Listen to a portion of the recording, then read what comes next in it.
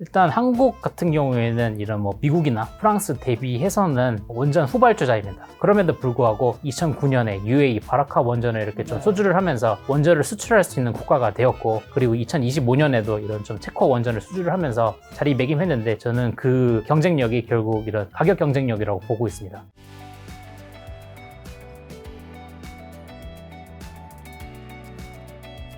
자, 올해 상반기를 흔들었던 게 조방원인데 원전도 굉장히 뜨거웠죠. 현재 원전 섹터 전반적인 점검부터 한번 해주신다면요. 전 세계적으로 이런 원전이 뭐 단점도 분명히 있지만 뭐 이런 절대 좀 포기할 수 없는 전력원이라는 인식이 좀 전 세계적으로 공유가 되기 시작하면서 원자력 발전 밸류체인에 노출되어 있는 기업의 주가가 사실 뭐 한국, 미국, 일본 좀 국가를 불문하고 이런 중장기 성장 가시성을 좀 반영하기 시작했다.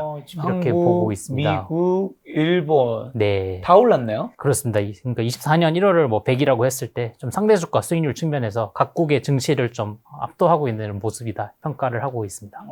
저 그러면 원전 시장에 다시 기회가 찾아온 가장 결정적인 계기는 뭘까요? AI라고 판단을 하고 있는데 AI 자체가 좀 상당히 많은 이런 전력 요구를 하고 있는 상황에서 전 세계 입장에서는 더욱 깨끗하고 그리고 효율적인 전력원이 이제 원전이라는 점에서 그 부분 때문에 원전 밸류체인에 있는 기업들의 주가가 좀 상당히 강세다 이렇게 보고 있습니다. 저 그럼 AI 데이터 센터 전력 소모량이 원전 시장의 패러다임을 바꾸고 게임 체인저가 될 거라고 이제 보시는 건데, 그 이유를 다시 한번 말씀해 주시면서 탄소 중립을 위해 신재생 에너지 확대만으로는 이제 좀 세계적으로 부족하다고 생각을 한 건가요? 각국들이? 또 효율적으로 수급할 수 있는 부분이 이제 원전이라는 점에 좀 각국에서 주목을 하고 있다고 보고 있습니다. 네. 발전 비용을 이제 LCOE라고 하는데, 사실 원자력 발전이 이제 뭐 나라마다 좀 편차는 있겠지만 주요 에너지원 중에서 이제 가장 좀 낮은 균등화 발전 비용을 좀 자랑하고 있는 상황입니다. 더불어 가지고 원자력 발전소가 가동을 하는 전 사업 주기 측면에서 이제 탄소 배출량이 사실 풍력 발전과 이런 해상 풍력이라던가 육성 풍력과 같은 풍력 발전과 더불어서 가장 좀 적은 발전원이기 때문에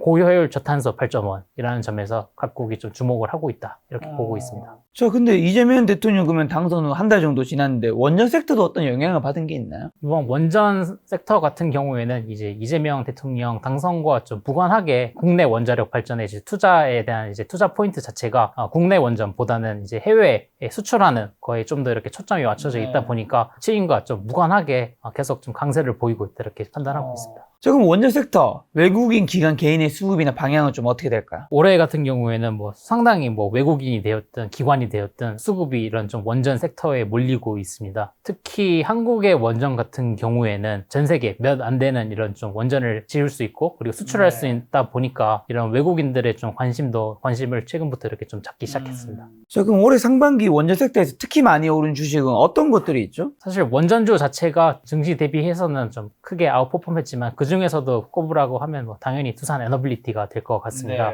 YTD 기준으로 했을 때 뭐 200% 이상 이렇게 상승을 하면서 두산 에너빌리티가 좀 상당히 강세인데, 그 원인은 아무래도 이제 국내 유일의 원전 주기기 제조업체인 동시에 이런 미국 웨스팅하우스에 좀 지속적으로 납품한 이력이 있다 보니까 전 세계적으로 원전 시장이 커지면 수혜 강도가 상대적으로 더 크다는 기대감 때문에 두산 에너빌리티가 좀 그 중에서 유독 좀 강세라고 보면 됩니다. 여기에 보면 이제 상대 주가 수익률에서 두산 에너빌리티랑 한전 기술, 한전 KPS가 굉장히 많이 올랐는데, 국내 원전 밸류체인에서 이 세 개 기업이 각각 맡고 있는 역할은 주로 어떤 것들이 될까요? 한국 표준형 원전을 APR 1400이라고 하는데, 표준형 원전 APR 1400이 이런 좀 밸류 체인을 먼저 이렇게 좀 소개를 드리면, 국내형 원전 같은 경우에는 건설 단계부터 해체 단계까지 이론적으로 한 약 110년 정도 소요된다고 이렇게 보시면 될 것 같습니다. 그래서 우선적으로 건설 단계가 원전을 짓는데 한 12년 정도 소요가 되는데, 그 중에서 이제 가장 앞단에서 진행하는 이제 전체적인 원전에 대한 설계는 이제 대표 기업이 한전 기술, 그리고 한전 원자력 연료라고 이렇게 보시면 될 것 같고, 그리고 이런 원전을 전체적으로 설계를 한 이후에는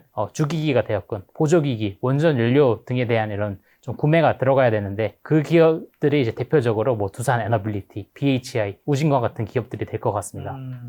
그 외에 이제 원전을 짓는 기업들 같은 경우에는 시공단에서는 이제 저희가 흔히 잘 아는 뭐 현대건설, 두산에너빌리티, 삼성물산, 대우건설과 같은 이런 좀 대형 건설사들이 원전 시공을 맡게 되고, 그 이후에 이제 원전을 다 짓고 나서 시운전을 해야 되는데, 그 부분 같은 경우는 이제 뭐 한전 KPS, 그리고 한전 KPS는 원전을 다 짓고 주기적으로 정비를 진행하는데, 그때도 좀 이렇게 개발에 일부 참여를 한다고 보시면 될 것 같습니다. 그리고 이런 좀 지어진 원전에서 이제 전력이 생산이 되는데 그거 같은 경우에는 아무래도 뭐 한국전력공사 밑에 있는 이제 뭐 한수원이 좀 담당을 하게 될 거고요. 그리고 마지막으로 해체 단계 같은 경우에는 아직까지 국내에서 원전이 해체된 사례는 없어가지고 대표 기업이 뭐다라고 이렇게 좀 꼽기는 어렵지만 이런 설계를 담당한 한전기술이라던가 현대건설 등이 좀 해체 사업에도 좀 참여를 하려고 좀 사업적으로 준비를 하고 있는 상황입니다. 지금 그러면 올해 하반기에 원전 섹터 자체를 좋게 보시나요? 저는 이런 원전 섹터 같은 경우에는 앞으로 좀 수주할 수 있는 물량이 뭐 지속적으로 늘어날 수밖에 없다고 보기 때문에 하반기에도 여전히 좋게 보고 있습니다.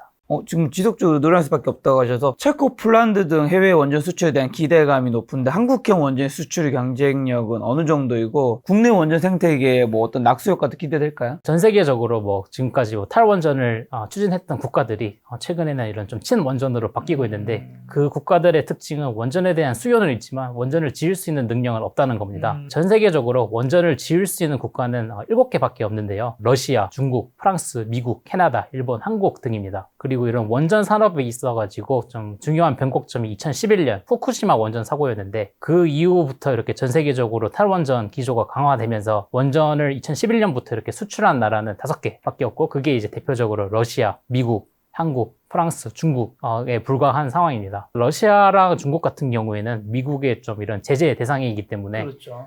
한국이나 프랑스들의 좀 직접적인 경쟁 상대는 아니라고 저는 보고 있고 저희가 앞으로 이런 커지는 시장에서 미국, 한국, 프랑스 이렇게 좀 3개 국가가 좀 나눠서 이렇게 가져가지 않을까 이렇게 판단을 하고 있기 때문에 올해 팀코리아가 이런 체코 원전을 수주를 했는데 이후에도 뭐 UAE가 되었건 사우디가 되었건 좀 지속적으로 수출할 수 있는 기회는 더 열려 있다. 이렇게 판단을 하고 있습니다. 그러면 한국 원전의 경쟁력은 좀 어떻게 되나요? 일단 한국 같은 경우에는 이런 뭐 미국이나 프랑스 대비해서는 원전 후발주자입니다. 그럼에도 불구하고 한국이 2009년에 UAE 바라카 원전을 이렇게 좀 수주를 하면서 원전을 수출할 수 있는 국가가 되었고 그리고 2025년에도 이런 좀 체코 원전을 수주를 하면서 원전을 수출을 할 수 있는 국가로 이렇게 좀 자리매김했는데 저는 그 경쟁력이 결국 이런 가격 경쟁력이라고 보고 있습니다. 그래서 결국 이런 다양한 나라들이 원전을 도입하려는 이유가 전력을 좀 싸게 도입하려는 목적이 가장 큰데 그렇기 때문에 원전을 싸게 지을 수 있는 능력이 중요하다 이렇게 보고 있고 2025년 이렇게 좀 한국에서 가동되는 원자력 발전소의 균등화 발전 단가 그러니까 비용을 비교를 해보면 사실 러시아를 제외하면 좀 주요국 중에서 가장 저렴하다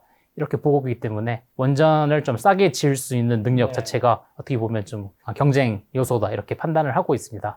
팀코리아가 시공했던 UAE 바라카 원전이라던가 혹은 뭐 한국 신고리 원전, 신월성 원전 같은 경우에도 최근에 뭐 미국의 웨스팅하우스가 시공을 한 뭐 보글 원전이라던가 프랑스의 EDF가 시공을 했던 플라망빌 대비해서도 원가 자체가 좀 상당히 낮은 거를 확인할 수 있기 때문에 원가 경쟁력은 좀 우위다 이렇게 판단하고 있습니다. 자, 그럼 원전주에 투자하는 것이 좋다고 말씀해 주셨는데 밸류체인에 여러 단계가 있잖아요. 종목을 여쭤보는 거니까 이 여러 단계에서 지금은 하반기에는 어느 단계가 좀 괜찮을까요? 팀코리아가 드디어 체코 원전을 수주를 하게 됐기 때문에 이제 막 사업이 시작되는 겁니다. 아무래도 이런 원전을 짓는 데 있어가지고 약 12년 정도 되게 오래 걸리는 프로젝트다 보니까 이런 매출 인식 속도 자체도 사실 기업마다 되게 상이한 상황입니다. 그래서 저희가 과거 이제 UAE 바라카 원전 사례를 좀 보게 되시면 바라카 원전 같은 경우에는 2010년부터 2024년까지 이렇게 좀 짓는 프로젝트였는데 설계를 담당하는 한전기술의 매출액 자체가 2010년부터 14년 그러니까 사업 초기에 상당 부분 좀 빠르게 올라왔다가 그 이후에 이렇게 하락하는 모습을 볼 수 있었고 시공을 담당했던 현대건설 같은 경우에는 2013년부터 해가지고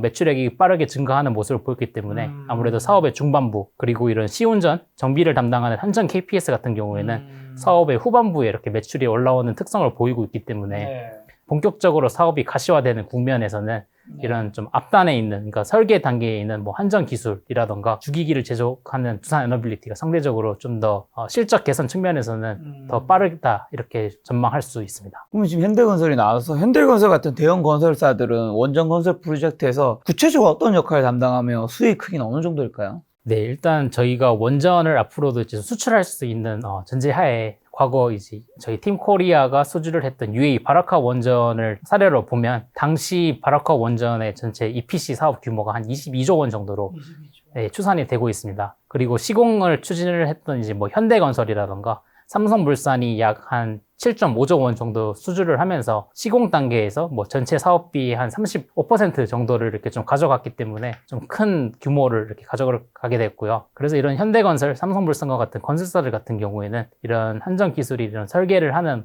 거를 바탕으로 해가지고 원전의 뭐 뉴클리어 아일랜드, 뭐 터빈 아일랜드와 같은 이런 구조물들을 좀 시공하는 거를 담당하게 됩니다. 두산 에너빌리티도 굉장히 큰 비중을 차지하네요, 금액이. 맞습니다. 일단 두산 에너빌리티 같은 경우에는 이런 원전에 들어가는 이제 주기기, 그리고 주기기라 하면 뭐 원자로, 증기 발생기와 같은 이런 좀 기기를 말씀드리는 건데, 이 부분도 아무래도 이런 원자력 발전소의 좀 핵심이다 보니까 주기기 같은 경우에도 전체 사업비 한 20% 정도 과거 사례를 보면 좀 차지했던 거를 확인할 수가 있습니다.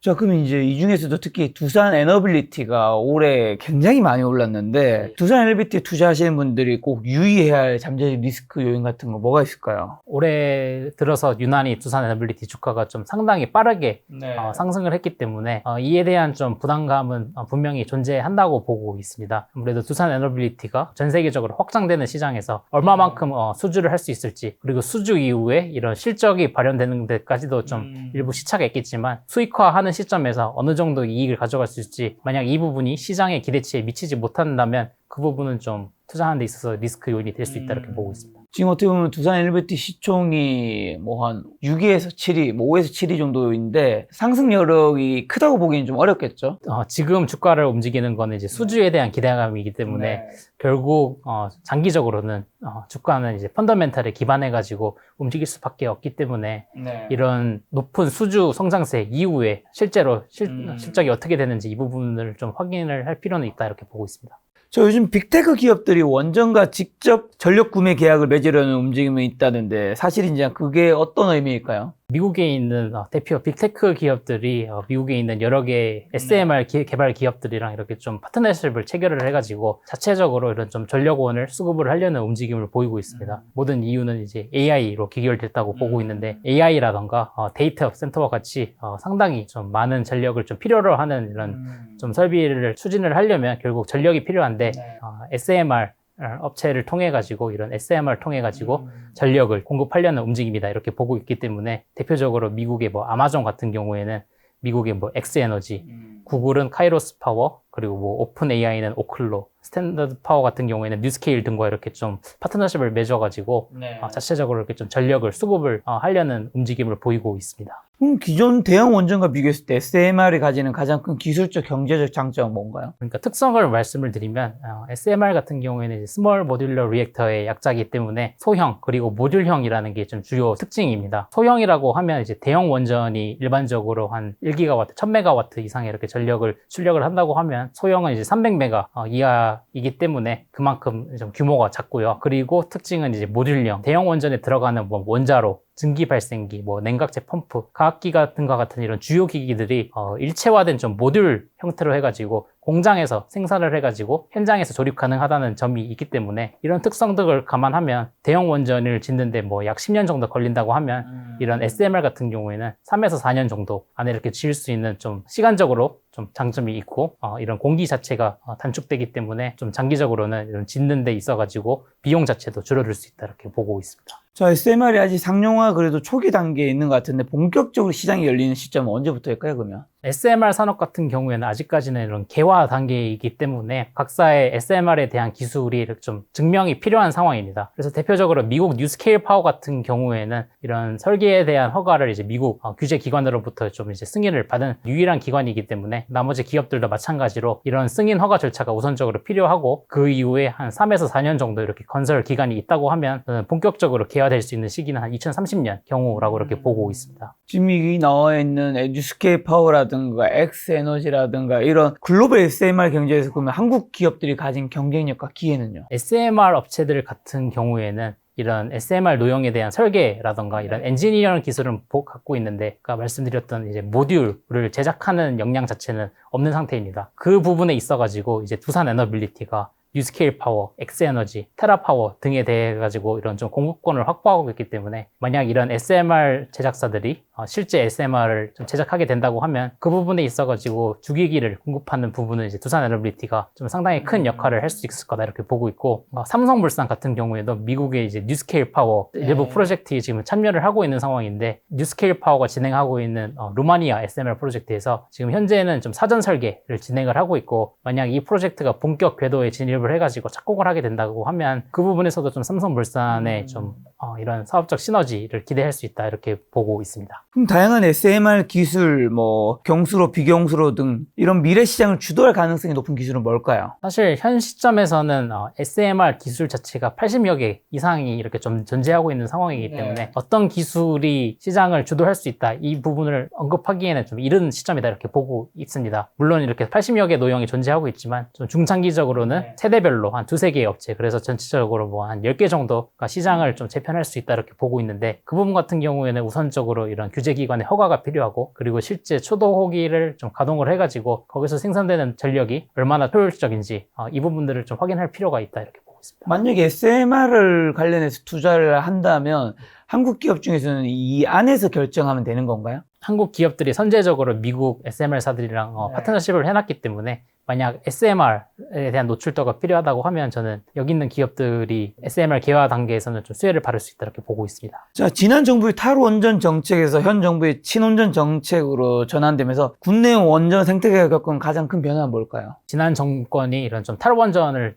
진행을 하면서 대표적으로 보실 수 있는 게 이제 두산 에너빌리티, 그리고 한전기술과 같은 좀 이런 원자력 사업의 매출 비중이 높은 기업들의 이제 전체 매출액을 보면 좀 상당히 좀 하향했던 것을 보실 수가 있고, 이에 따라 가지고 두산 에너빌리티, 한전기술의 시가총액도 좀 상당히 저조한 것을 확인하실 수가 있습니다. 하지만 이제 지난 정권도 그렇고, 그리고 이번에 이재명 정권도 사실 뭐 탈원전을 추진하는 건 아니기 때문에 이런 원전에 대한 수용성이 높아지면서 이들 기업들도 이제 좀 중장기적으로 매출 성장을 기대할 수 있고, 이에 따라서 기업 가치도 좀 우상향하는 모습을 보이고 있습니다. 11차 정기본 실무안에 신규 원전 건설 계획도 포함되었는데, 이 결정이 향후 국내 전력 수급 및 산업에 미칠 영향은요? 국내 에너지 믹스 측면에서 이제 원전을 좀 수용하기 시작했다 이렇게 판단을 하고 있고, 그리고 한국이 아무래도 이런 원전을 짓는 데 있어가지고 상당히 좀 원가 경쟁력이 있는 상황이기 때문에 이런 원전을 좀 싸게 지어가지고 전력을 좀 상대적으로 저렴하게 이렇게 조달할 수 있다고 하면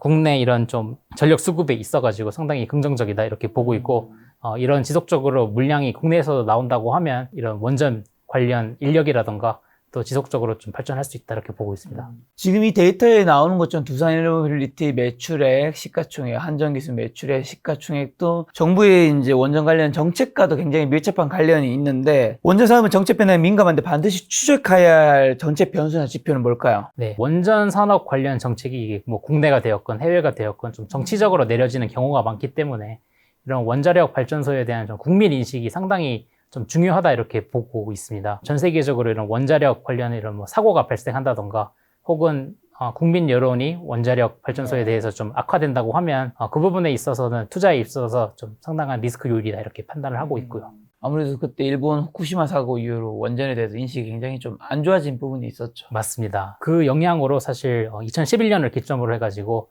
전 세계적으로 원전을 짓는 프로젝트 수도 좀 상당히 줄었기 때문에 그에 따라 가지고 이런 원전 기업들의 실적도 좀 하향 정책 국면이었다 이렇게 보고 있습니다. 자, 전 세계가 지금 다시 원전의 세상으로 좀 가고 있는 약간 시작의 분위기는 느껴지는데, 10년에서 20년 뒤 미래 에너지 시장에서 원자력이 차지하는 비중과 위상, 그럼 어떻게 전망하시나요? 10년 뒤에도 만약 AI, 모빌리티, 그린 에너지와 같은 이런 글로벌 메가 트렌드가 지속된다고 하면 전 세계적으로 이런 좀 전력을 어떻게 효율적으로 그리고 친환경적으로 수급할 수 있지 에 대한 고민은 지속될 수밖에 없다고 보고 있습니다. 그리고 현 시점에서 가장 좀 깨끗하고 효율적인 전력원인 원전이 만약 대체되지 않는다고 하면 저는 지속적으로 저희가 찾을 수밖에 없는 그런 전력원이 될 거라고 보고 있기 때문에 중장기적으로도 원전에 대한 전망은 긍정적이다 이렇게 판단하고 있습니다. 자, 그러면 이제 마지막으로 원전 섹터 투자한다면 뭐 ETF, 섹터 ETF에 투자할 수도 있겠죠. 종목으로 간다면 그래도 어떤 기준점, 어떤 투자 팁을 좀 알려주신다면요?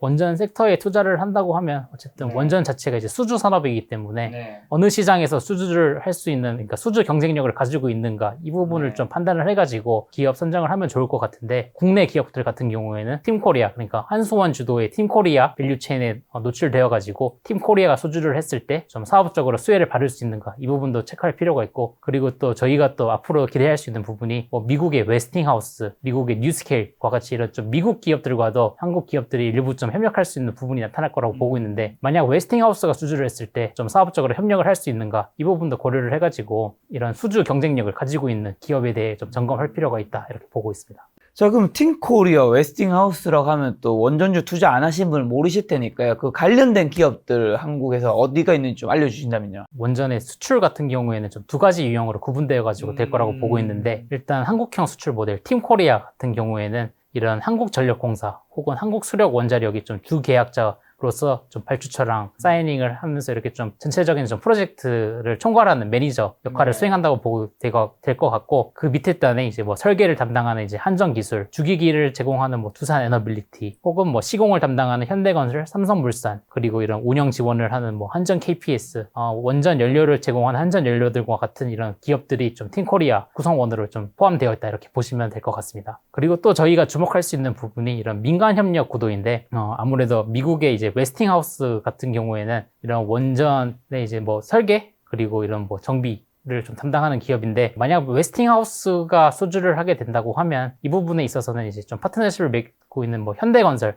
같은 경우에도 좀 수혜를 받을 수 있다 이렇게 보고 있습니다. 작년 말에 미국 웨스팅하우스가 우선 협상 대상자로 선정된 불가리아 원전 같은 경우에는 만약 이제 웨스팅하우스가 최종적으로 수주를 하게 된다, 그렇게 되면 현대건설 같은 경우에는 시공에 100% 참여를 할 수 있기 때문에 현대건설이 좀 가져갈 수 있는 파이 자체가 커진다 이렇게 보시면 될 것 같습니다.